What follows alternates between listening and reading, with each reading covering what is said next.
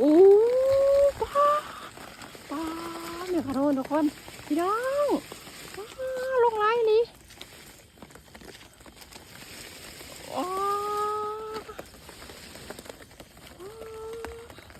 ว้าไปอย่าเพิ่งไปนะสั่นอีกมันกำลังลงโอ้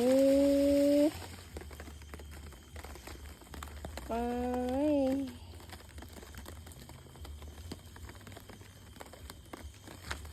ป้าต้นเดียวได้นี่ประมาณขาบ้านนี่ป้าพี่น้องต้นเดียวนี่มันลงผักลีเยอะแล้วขนาดนี้เลย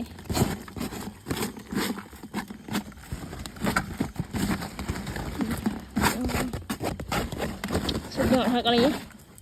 ต้นเอียงเนาะป้าผักแหน่ต้นเดียวเห็นเสร็จนั่นแหละทุกคน